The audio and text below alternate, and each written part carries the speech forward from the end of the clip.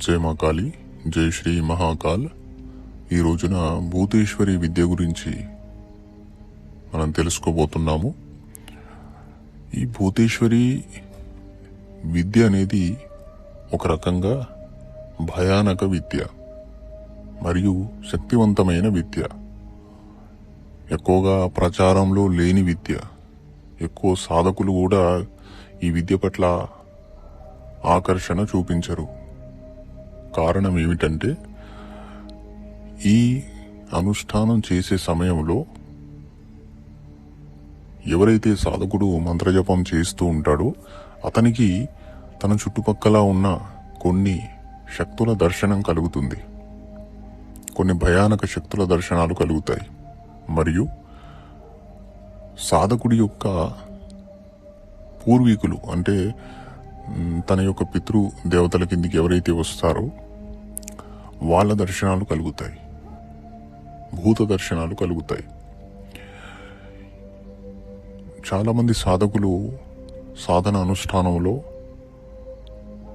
మధ్యావస్థలో, అంటే సాధన కనీసం 11 రోజులు చేయవలసి ఉంటుంది. సాధన మధ్యకాలంలో 5వ రోజు కానీ 6వ రోజు కానీ కొన్ని భయానక దృశ్యాలను చూసి ఆ సాధన అక్కడే వదిలిపెట్టడం జరుగుతుంది. ఇలాంటి సాధన అనేది ఏకాంత గదిలో చేసే సాధన. పూజ గదిలో ఇలాంటి అనుష్ఠానం చేయకూడదు. అంటే దీని యొక్క అనుభవాలను పొందాలి అనుకుంటే సాధకుడు పూజ గదిలో కాకుండా ఏకాంత గదిలో చెయ్యాలి. ఇప్పుడు చెప్పబోయే ఈ భూతేశ్వరి అనుష్ఠానం కేవలము అవగాహన నిమిత్తం మాత్రమే చెప్తున్నాం, గుర్తుపెట్టుకోండి అందరూ. ఈ అనుష్ఠానంలో సాధకుడికి చిత్ర విచిత్ర భయానక దృశ్యాలు తాను జపం చేస్తున్నప్పుడు, తన ఆజ్ఞా చక్రంలో ధ్యానించి జపం చేస్తున్నప్పుడు ఆ ఆకృతులు భయానకంగా దర్శనమిస్తాయి. అలాగే తన చుట్టుపక్కల ఏవైతే మృతాత్మలుంటాయో వాటి దర్శనం కూడా కలుగుతుంది. జపం చేస్తున్నప్పుడు భుజాలపైన చేయి వేసినట్లు కానీ, అలాగే వెనకాల నుండి ఎవరో కూర్చొని గుసగుసలు శబ్దం చేస్తున్నట్టు కానీ ఇలాంటి అనుభూతులు కలుగుతాయి సాధన గదిలో. అందుకే ఇది ఒక భయంకరమైన సాధన అని చెప్పవచ్చు. జపం చేస్తున్నప్పుడు ఛాయారూపాలు దర్శనమిస్తాయి. నల్లటి ఆకృతి కలిగిన ఛాయారూపాలు అతన్ని చూస్తున్నట్టు దర్శనం ఇవ్వడం జరుగుతుంది. ఇలాంటి మరెన్నో భయంకరమైన అనుభవాలు కలుగుతాయి. అతని కలలో కూడా చాలా భయంకరమైన దృశ్యాలు కనిపిస్తాయి. శ్మశానం కనిపిస్తుంది. అది కూడా జాగృత శ్మశానం కనిపిస్తుంది. ఈ అనుభవాలను దాటిన సాధకుడు మంత్రసిద్ధి చేసుకున్నట్లయితే అతను గుప్తమైన సిద్ధులను పొందగలుగుతాడు. ఆ గుప్తమైన సిద్ధులలో ఒక సిద్ధి ఏమిటంటే, అతను సహజమైన మానవాళి చూడలేని కొన్ని భూతగణాలను, ప్రేతగణాలను చూడగలుగుతాడు. ఈ సిద్ధి కాలంలో సాధకుడు దీపం యొక్క మసి పొగ ఏదైతే ఉంటుందో ఆ పొగని జాగ్రత్తగా సేకరించి దానిని కాటుకలాగా పెట్టుకొని అతీత శక్తులను, అతను భూతగణాలను, ప్రేతగణాలను చూడగలుగుతాడు. ఇలాంటి ప్రత్యేకమైన సిద్ధులు అనేవి ఈ అనుష్ఠానంలో ఉంటాయి.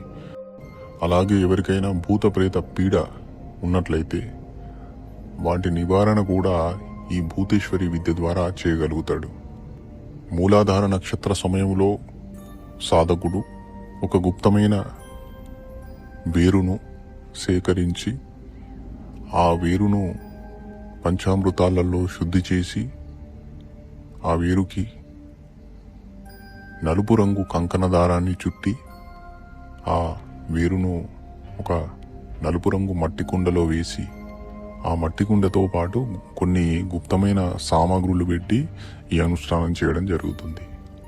ఈ మంత్రసిద్ధి ఆఖరి రోజు అతనికి ఒక సంకేతం అనేది అందుతుంది, మంత్రసిద్ధి కలిగినట్టు. ఆ సంకేతం అందిన వెంటనే సాధకుడు కొన్ని పూజా కార్యక్రమాలు చేసి భూతేశ్వరి దేవిని ప్రసన్నం చేసుకొని మంత్రసిద్ధి పొందుతాడు. ఈ సిద్ధుల ద్వారా సాధకుడు కొన్ని ప్రయోజనాలను పొందగలుగుతాడు. ఇది ప్రతి ఒక్క సాధకుడు చేసే సాధన కాదు. కేవలము 1000 మందిలో ఒకరు ఇద్దరు సాధకులలోనే ఒక 1000 మంది సాధకులు ఉంటే అందులో ఒకరు కానీ ఇద్దరు కానీ ధైర్యం ఉన్నవాళ్ళు చేయగలుగుతారు. ఇదొక ప్రత్యేకమైన సాధన కాబట్టి ఇది అవగాహన కోసం ఈ వీడియో చేయడం జరుగుతుంది. ఇలాంటి సాధన ఉంటుంది అని మీకు వివరించడం జరుగుతుంది.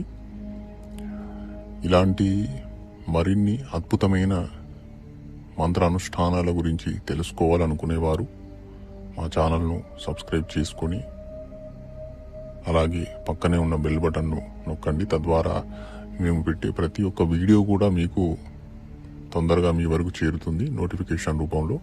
అలాగే ఈ వీడియో నచ్చినట్లయితే లైక్ చేయండి, అందరికీ షేర్ చేయండి. జై మహాకాళి, జై శ్రీ మహాకాళి.